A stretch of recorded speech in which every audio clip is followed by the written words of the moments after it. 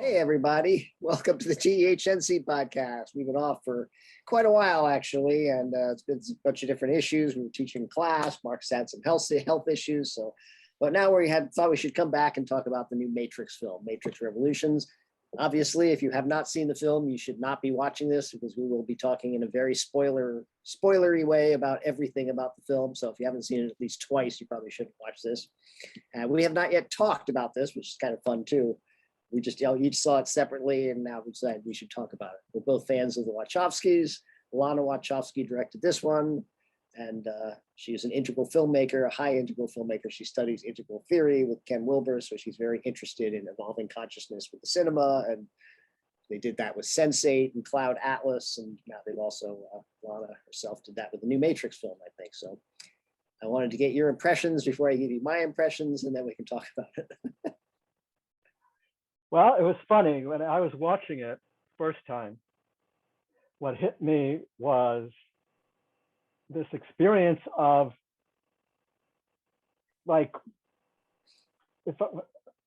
first I had my expectations of it, but as I was watching, I was going, it was not what I expected, and it was, how can I say this? As I was watching it more and more, it was like going, oh, well, this is the perfect sequel.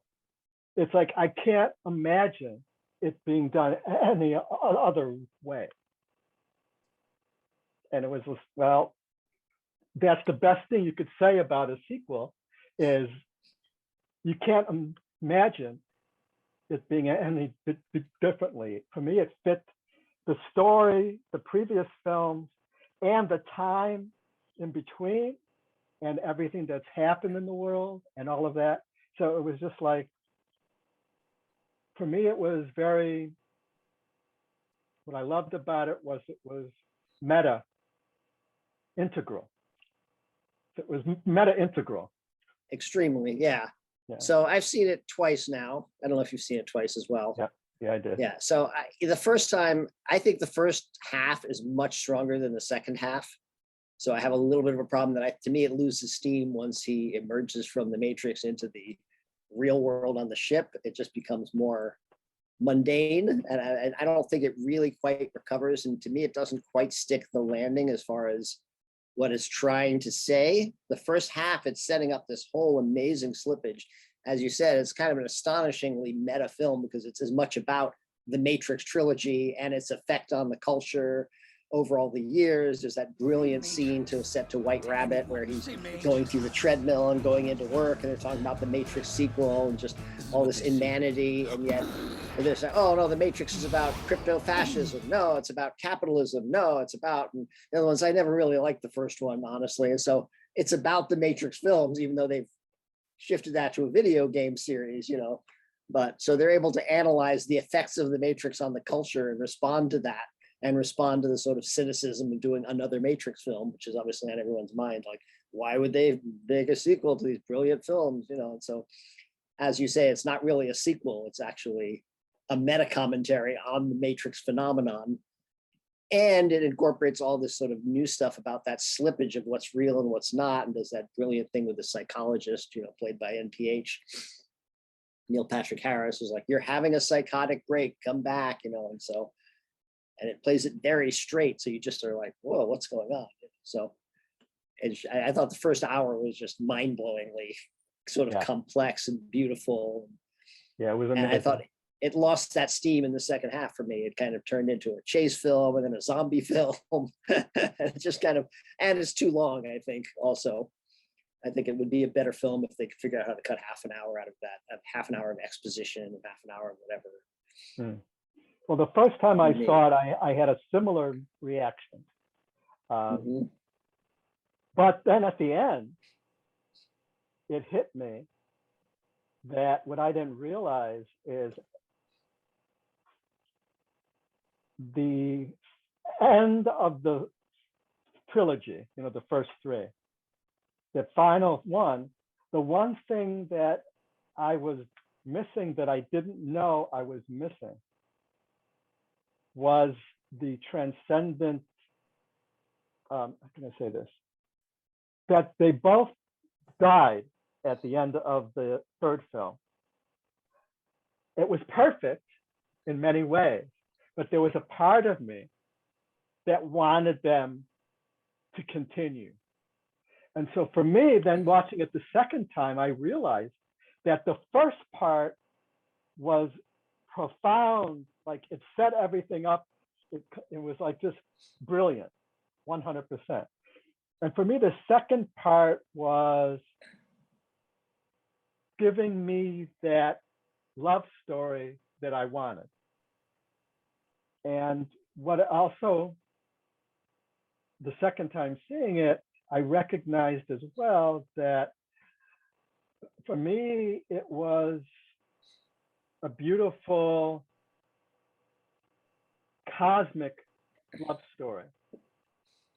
And so was the first spin around. You know, if they both died, they sacrificed themselves.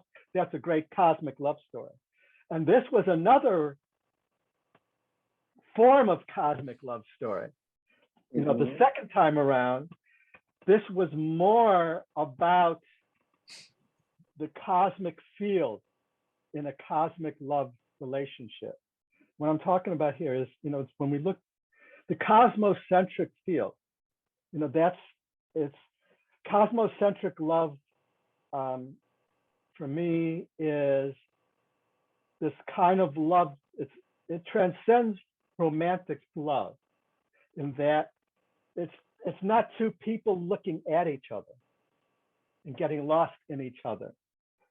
It's two people who fit perfectly and help each other, who become a third thing that transcends the world. And so for me, both love story endings were different versions of that. And for me, that was beautiful. So the second time around, actually, the second half was deeply fulfilling in that form. And also the second time around, the meta frame that the first half had, in my experience, extended through the whole thing. So what I'm talking about here is, in the first viewing, the first half was clearly meta, all over the place. And it was like, wow. And like you said, the second he wakes up and, you know, and is out of the matrix, it goes back to the old way. But the second time around, I was experiencing the meta field continuing in my experience, so that I was watching this this kind of old like pattern, but a new spin on the love relationship. So this whole, and so it was more about the synergy between them. And it was more about, the first time we actually thought Neo was the Christ. This second spin in their relationship, it's their cosmic connection that is the Christ. And for me, that beginning with the meta field and then spinning into this new version of their love story, for me was perfect. So so the second time around, I loved the second part much more. So the first time, and I think it's a lot to do with the residual effect of the old films, you know, because the second half was like the original, but not. One of the comments I read in a review was talking about that there was no classic shots that you could remember. Like the first one had so many, like the Mhm. bullet time and this and that. And what I was feeling too is like this time around, she, Lana is a much more mature integral filmmaker. And she was dealing with a lot more subtle fields, cinematic relationship fields, and focusing a lot more on the relationship dimension and also the interrelationships and the contextual fields. And so it was, again, it was the same, but different. So that to me, then, the second half became meta because it was what they were talking about in the first half. In the first half, in the beginning, Bug and I forgot his name, the guy with the pilot or the the the Oh, was guy, that Seek? the Seek, the hologram. guy. Yeah, yes, they're witnessing the same thing, but it's not the same thing. And they're commenting, they're meta commenting. Well, because they also grew up on the Matrix, not only the game, but the story Right. of Neo. And So so the second half becomes that for us, yeah, which to me is brilliant. So the second half is now us watching the old thing, but it's not quite the same anymore. Their relationship right.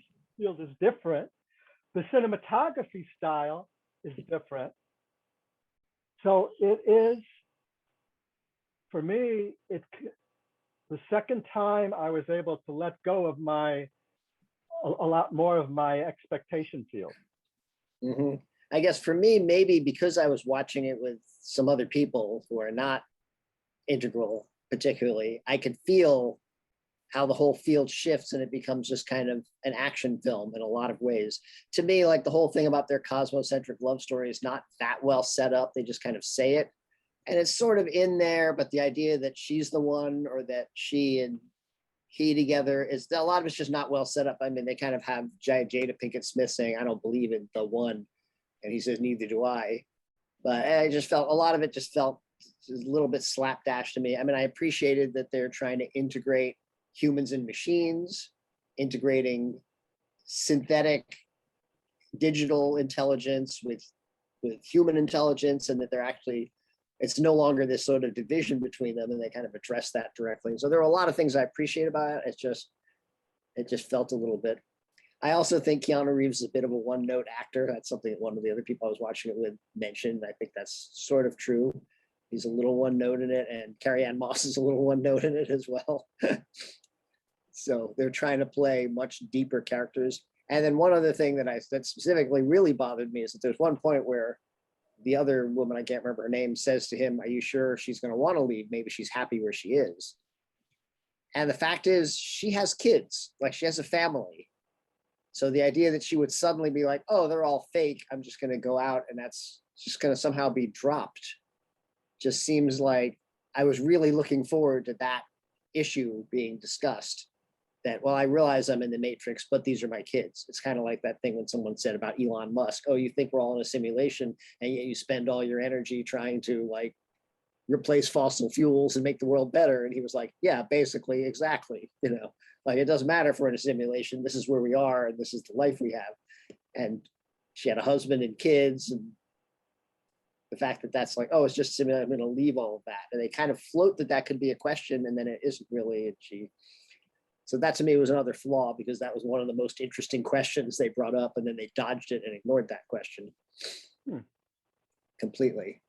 Well, I think the first time I might have felt that way. The second time, not at all. I saw, for me, I kind of have a different experience of that, Meta. I really felt that both the actors, for me, were playing it perfectly. So, and I felt that they were actually going deeper than the last round. And for me, and also that moment where the family comes in and says to her, "Oh, you know, we have to go. We have to go." And she goes, and she's pulled back. And for me, that was enough. And then she's going, and I bought it. I bought that this moment. She like, for me, they played it just right, and that she was walking away, things were happening, you know, and it was like she couldn't leave. And even for me, especially watching it the second time, for me, there were hints throughout that she was already kind of feeling not fully into it. Like she was playing a role, you know, even that first time at the coffee shop. And it was just like, you know, when, you know, she starts to wake up and Mhm. it's, you know, and so for me, there was a progression with her waking Yeah, up. So I bought it. I saw that progression, but to me, that was still an issue that I wanted them to deal with, was that issue that, well, I'm waking up and thinking this is all a matrix, and yet I have kids that I hopefully love and would do Well, anything for. you And see, that's just, for me, the payoff was at the very end, and she kicks his ass and says, "That's for using children." mhm, And that moment, she's like, you know, that for me right. was all right. You know, she's like, "Man, you fucked with me But using those are, kids." but those are her kids, and now she's stepped out of that.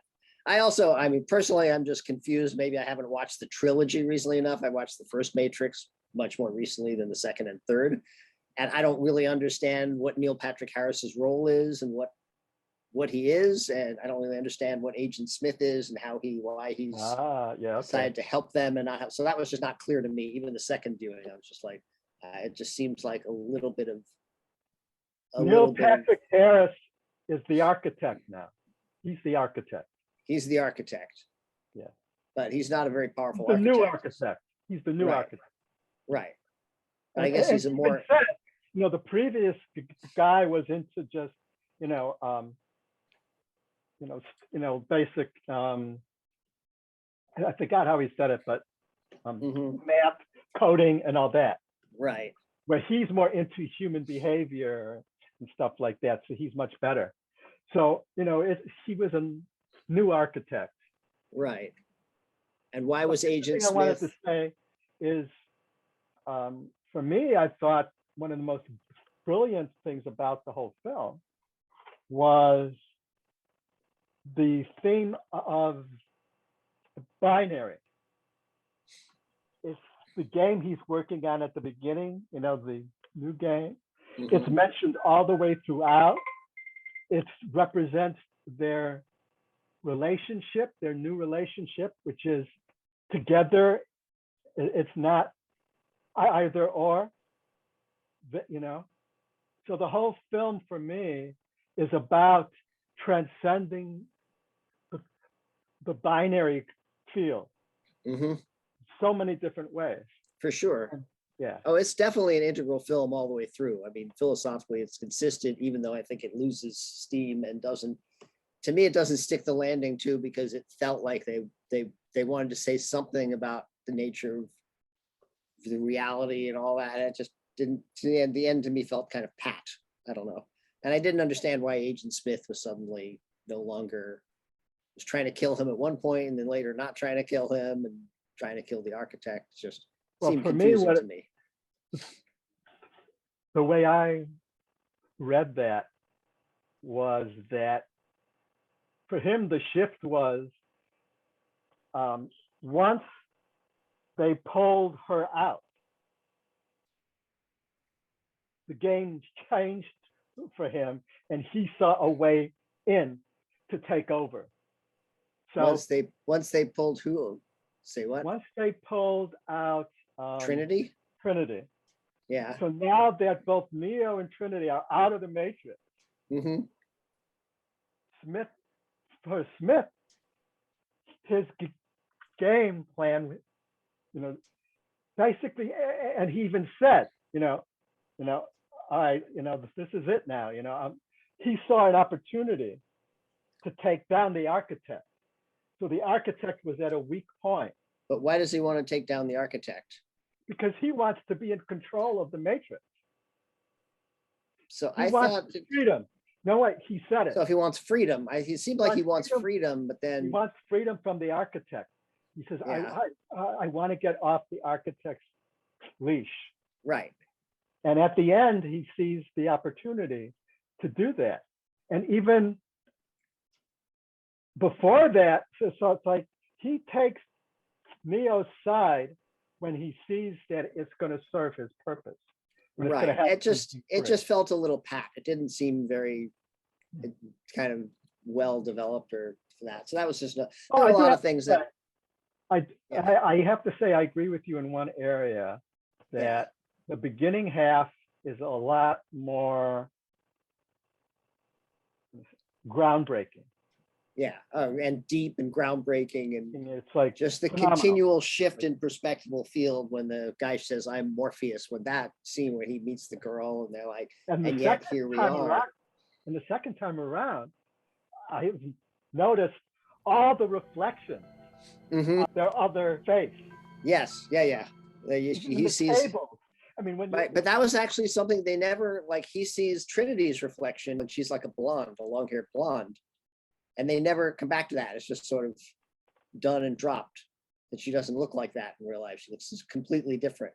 And then he looks kind of old. So I was trying to, I mean, I love that when the guy says, I just don't like a game that requires a PhD and a flow chart to follow the game or whatever, you know, like all these people snarking about it. That to me is the most brilliant scene in the whole film, that White Rabbit thing, where it's just we're going to deconstruct the entire Matrix, the series, the effects on the culture and society. And you and I are both kind of very in this, and we should probably tell everyone there's a brilliant documentary called A Glitch in the Matrix that I highly recommend. We both would highly recommend it. And it's about simulation theory and people who believe in simulation theory and people who consider that. And it talks about the Matrix as one of the most groundbreaking shifts in the culture, where suddenly a lot of people got interested in simulation theory starting in 1996 when the Matrix came out. That idea that maybe everything around us is actually a digital simulation, it's not real, we're not really in it. And the Matrix concretized that in a way that a lot of people feel it. So we're very into that whole thing. So that first half of the film to me is very much playing with us and people waking up inside the Matrix. And so it just reminded me also first of the new Star Wars films when the stormtrooper wakes up and takes off his thing, which is a completely new thing for Star Wars, the idea. And this is the same thing. We have he's an agent, and he's like wakes up and boom, rescues her. And I understood.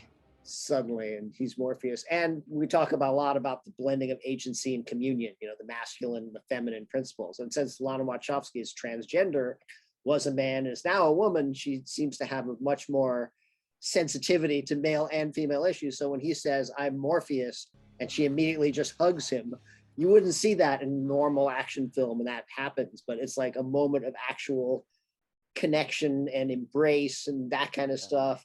There's a lot of scenes later on where we've talked about the framing, like in Sense8, their brilliant Netflix show, how the woman is often now on the left side of the screen and the man is on the right. We read left to right, and generally directors will put the man on the left or the woman on the right. That puts the man in the dominant position, but they'll very consciously flip that. And so they give Trinity the dominant sort of position, reading left to right. And there's a lot of things in the filming, you know, what we call synchronization of the senses and complex synchronization of the senses. Yeah, For me, the first half of the film is groundbreaking. I was just, you know, watching the my first half is just, I mean, I agree. So that, you know, and really it's hard to come down off of that into the second part. Mm-hmm. It is. It's just, you know, and the first time I felt that really strongly. Right. And yet I really appreciated that they made Keanu Reeves a kind of a middle-aged schlub.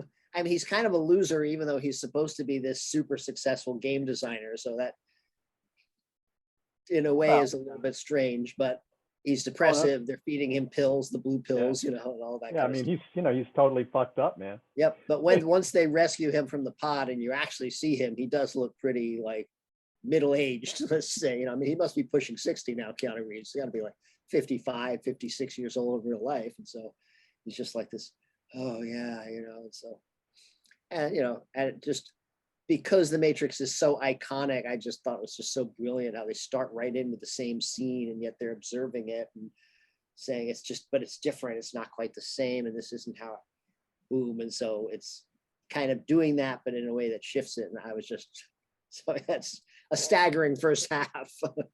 Yeah, it was. Yeah, yeah. Yeah.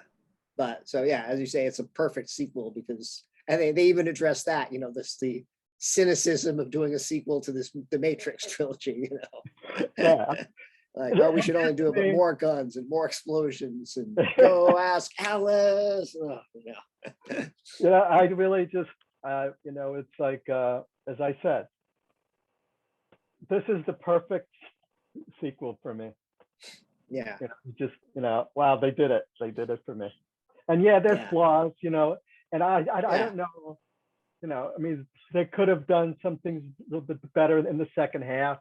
Yeah. Well, I think it's too long. I think it's really is too long. So it gets a little self-indulgent. They could have trimmed back. A lot of the exposition in the middle could have gone, I think.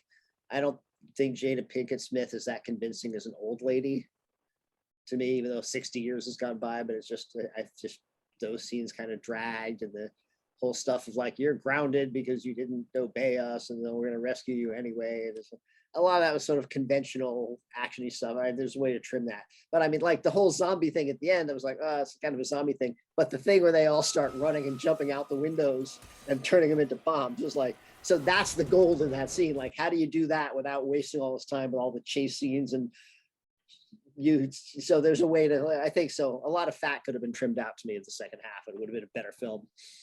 But yeah, I mean, it's an impressive film. It's an astonishing thing that they did, being willing to actually just take the mythology and just smash it for a higher purpose. It's not just a postmodern pluralistic film. So it's not just deconstructing the Matrix. It's really trying to have a big picture of what it's all about and all this. And that's why, to me, it didn't quite stick the landing, but it's a genius film. I mean, it's a beautiful work, man. For me, it's really, it was a joy to watch.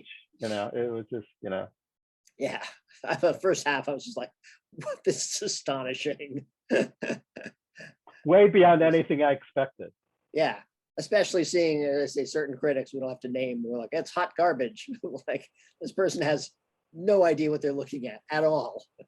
Yeah, and this is someone, a critic I admire a lot. Was a great writer and very sensitive, but just does not understand what an integral film looks like. And so, well, see, that's something that we've talked about a lot, is that, really film criticism has really not evolved past the postmodern. Right, the postmodern or deconstruction stage. Yeah, so film critics have a real hard time really perceiving meta-modern, meta-integral works like this one. They can't anything really with a big picture narrative. So people probably think that it's just basically referencing the Matrix as kind of a cheap thing. Like people who said that Star Wars #7 was basically a rehash of Star Wars #3, the original Star Wars film. A lot of people said that it's basically just a remake of the original Star Wars. And, you and I watched it, like, wow, this is such an evolutionary work. Yeah. And this to me is also clearly an evolutionary work, jumping on all of this stuff that the Matrix has put into the culture and into the cinematic language and just taking it to a whole other level. Yeah. It was also a very personal film, I felt, for Lana. Mm-hmm. She was, she's basically, telling us what she's been through in a way, so it's like, so it's, and like, Neo is her, and Neo, the game designer, is, looking at himself in the game, so it's just like this, I mean, it's just. Yeah. Oh, the idea of making Neo a game designer who designed the Matrix games so that they could actually meta commentary on the Matrix is brilliant. Yeah. It's just so much of it is so staggering. I say it was just too bad that to me it lost steam in the second half and kind of became more of a conventional narrative. So yeah. Well, but I have to say that for me, the reason why the second half doesn't work as well as the first is more about that the first is so astonishingly brilliant. For sure, yeah. And that's why it was disappointing for me that the second half didn't take us back into there to end. It never it never played with this, what's real and what's not. And once he got grounded in that, then it was all just kind of grounded. There was no longer any question of what was real and what wasn't. And it was less interesting at that point to me. The first half to me was like I was just like, oh Yeah. my God, what is this, you know? Yeah. It was just, and the second half also just, I was looking forward to more him talking to her and her trying to process what he's offering her and having to deal with the kids. And there was a whole bunch of things I was looking forward to, none of which happened. He kind of goes to talk to her, and then NPH shows up again. And I mean, there was some cool stuff with the super slow motion, you know, playing with that where he can't move and NPH. But then NPH is sort of like this god, and you never quite see that moment when Neo shifts to suddenly having powers over it, like having higher powers over NPH, or when it's like that. It just didn't quite unfold in a clean way for me. But yeah, it's still an amazing work. Obviously, hopefully everyone watching this has seen it. So Yeah. It's worth watching for me. I mean, it's you know. oh yeah. Go see it in the theater. And as a filmmaker, that first half is just important for every filmmaker to watch that. Yeah. It's, Yeah. you know, I think it's going to be a proper. big hit. I think it's going to be a big hit too. I'm sure everyone's going to go see this film because it basically is amazing, you know.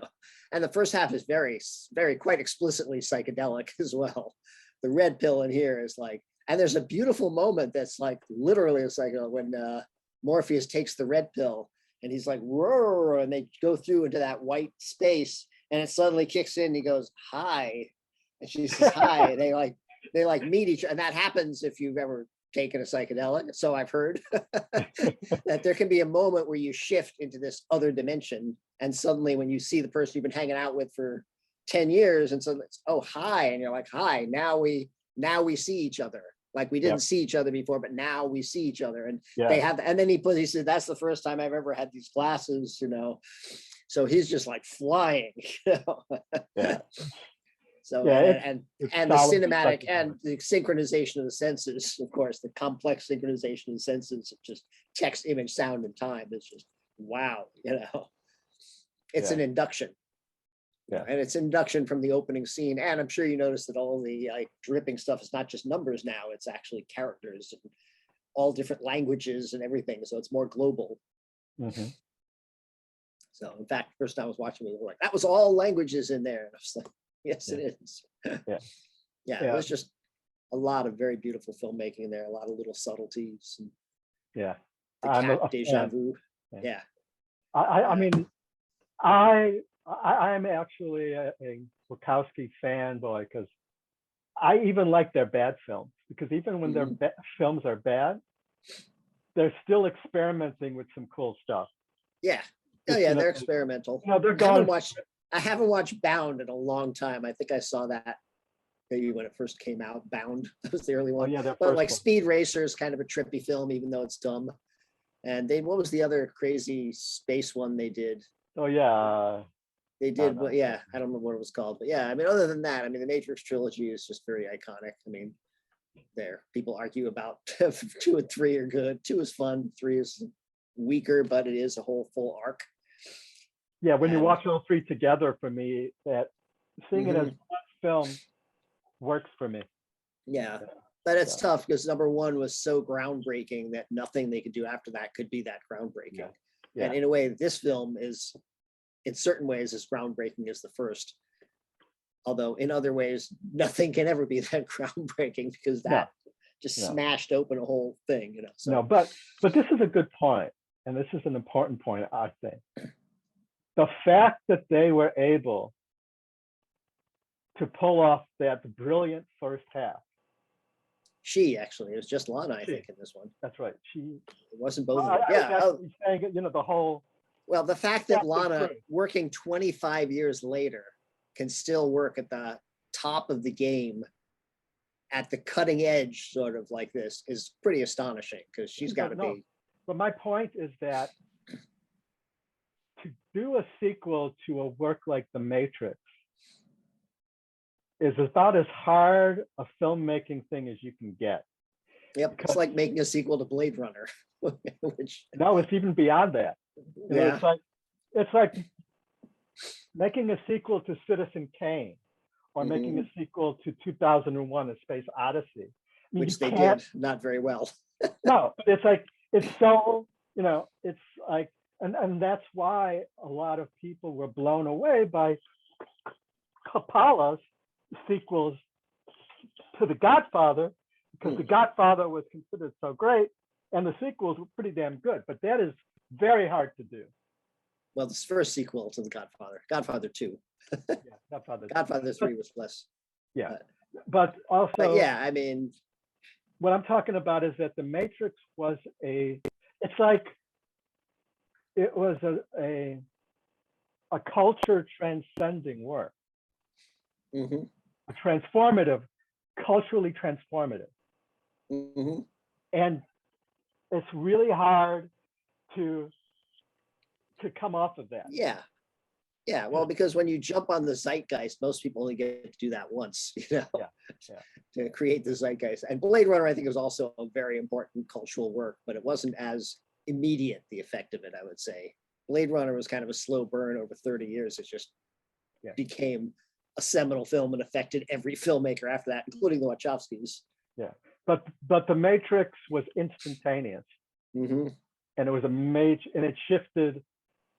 I mean, it shifted the film industry in a huge way. Yep, it shifted the cinematic language, Yeah.